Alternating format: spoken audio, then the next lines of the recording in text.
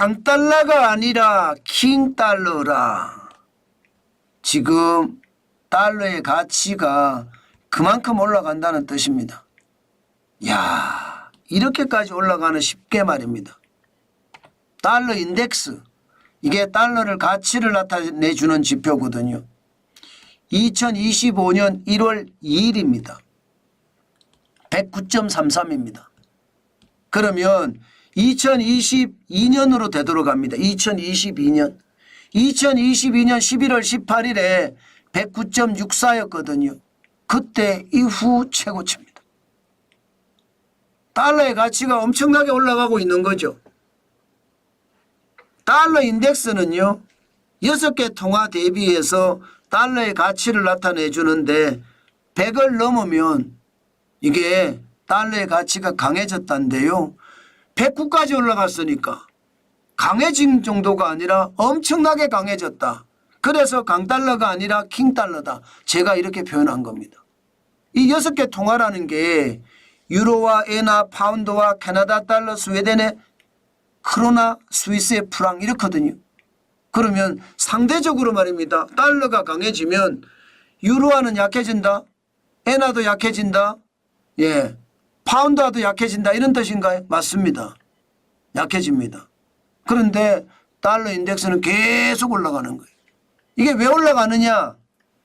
기본적으로는요, 달러 인덱스가 올라가는 것, 달러가 강세가 되는 것은 뭐 미국의 금리 자체, 기준금리를 올해 4번 인하하겠다고 했다가 12월 지표에서는요 2번 인하하는 거로 바꿔왔습니다. 게다가 더 중요한 것은요, 1월에 금리를 어떻게 할 것인가, 여기에 대한 이야기가 시장에서는 굉장히 많잖아요. 그런데 1월에 대한 금리는요 지금 현재까지 보면 동결이에요. 동결. 1월의 금리 자체를 동결한다는 이야기예요. 1월의 금리를 동결한다. 그러면 여러분, 금리를 동결한다는 게 결국은 그 화폐가 강해진다는 이야기잖아요. 강해진다는 이야기잖아요. 그렇기 때문에 지금 달러 가치, 달러 인덱스는 계속 올라가고 있습니다. 실제로 시카고 상품거래소의 패드워치를 잠깐 볼까요? 시카고 상품거래소의 패드워치를 보면요, 동결한다가 88.8%예요. 예, 0.25%포인트 내린다가 11.2%고 중요한 것은 인상도 있습니다. 인상도. 물론 0.0%지만 인상에 대한 이야기도 나오고 있으니까. 그리고 0.5%포인트 인하한다도 있고요. 여러분, 이렇게 되면 달러가 강해질 수밖에 없는 거죠. 달러가. 게다가 이것만 있는 게 아니에요. 앞서 말씀드렸던 것처럼 달러 인덱스를 구성하는 6가지 화폐, 여기가 지금 예상했던 것보다가 금리를 굉장히 빠른 속도로 내립니다. 예, 미국이 금리를 내리니까 상대적으로 내려야 되는데 그게 굉장히 빨라져요. 왜? 도널드 트럼프의 보편관세 정책 말입니다. 이게 지금 시장에서 꿈틀꿈틀하니까 차라리 금리를 빨리 내려서 자국의 화폐 가치를 더 떨어뜨리겠다. 지금 이렇게 나오는 겁니다. 화폐 가치를 더 떨어뜨리면 기본적으로 말입니다.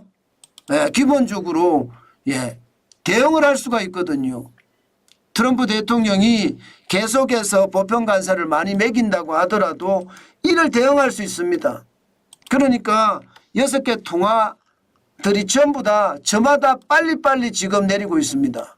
작년 기준입니다. 올해 기준이 아닙니다. 작년인데 지금 유럽연합은 1.35% 내렸고요.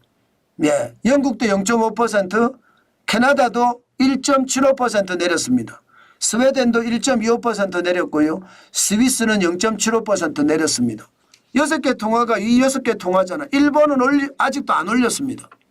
자, 이렇게 보면 여러분, 시장에 전체적으로 달러 인덱스가 강해지는 게 계속 많아진다는 거잖아요. 강달러가 아니라 킹달러가 또 한 번 이루어질 가능성 굉장히 높다는 겁니다. 이럴 때 이제 우리가 어떻게 해야 될까, 이 문제를 생각해 봐야 됩니다. 현재 원달러 환율은 좀 떨어졌습니다. 떨어졌지만 막판에 다시 1473원까지 올라갔습니다. 1473원. 실제로 시장에서는요 1464.2원까지도 떨어지기는 했지만 결국 1473원까지 올라갔거든요. 저는 여러분 시장 원달러 환율 결국은요 강달러가 아니라 킹달러 수준까지 올라가기 때문에 달러의 가치가 올라간다. 상대적으로 원화의 가치는 떨어진다. 이것은 당연한 것 아니겠습니까? 아마 그렇게 될 거예요. 지금 현재는요 엊그저께 12월 30일 날 1472.5원까지 올라가면서 최고로 올라가기도 했습니다. 그러나 어제 마감은요 1월 2일 마감은 1466.3원입니다.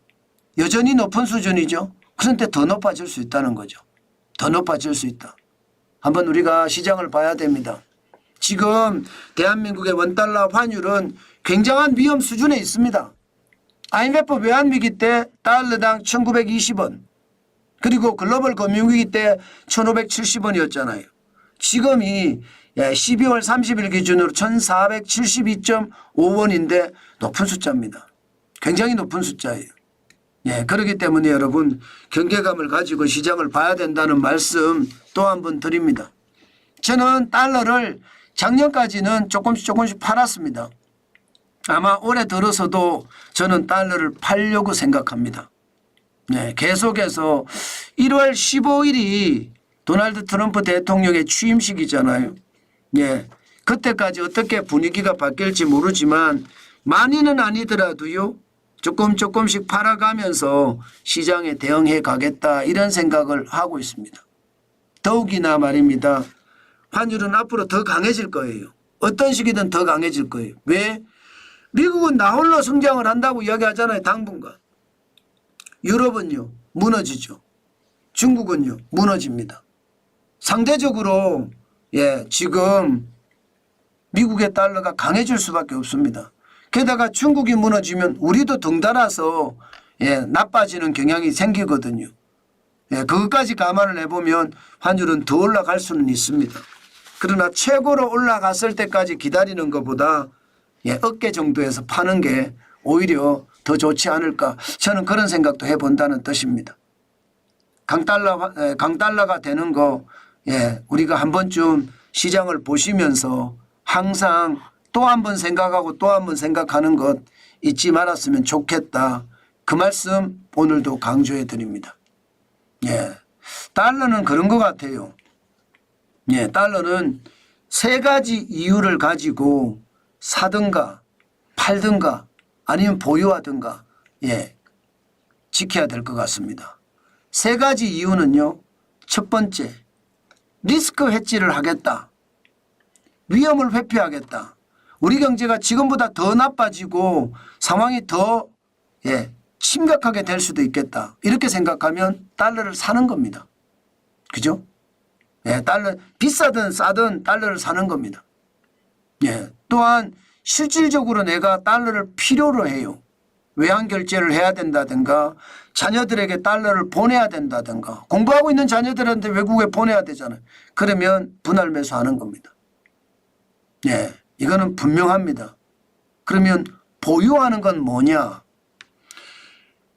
지금 원달러 환율이 기본적으로는 고공행진을 하고 있는 데다가 달러 인덱스가 계속 강해지니까 우리의 상황도 있습니다. 우리의 정치적 상황, 사회적 상황, 경제적 상황도 있습니다만은 달러가 계속 강해지는 그런 모습을 보이니까 더 사지 않는다면 그냥 보유하는 것도 나쁘지 않겠다. 그렇게 생각을 하는 거죠. 그럼 파는 사람들은 어떨 거냐? 달러를 과거부터 계속 사왔던 사람들이 있을 거예요. 지금처럼 올라가는 게 쉽지 않잖아요. 그래서 분할 매도를 하는 것. 저 같은 경우는 달러를 사지는 않습니다. 저는 유튜브를 하기 때문에 달러가 들어오거든요. 달러가 들어오기 때문에 파는 게 굉장히 중요한데 저는 분할 매도로 계속 팔고 있습니다. 작년까지 팔았고요. 올해는 기다리고 있었는데 이제 앞으로 조금 더 팔려고 생각합니다. 그만큼 많이 올라갔다는 뜻입니다. 여러분들은 어떻게 하실지 한번 생각을 해 보시는 것도 좋지 않을까 그렇게 생각해 봅니다.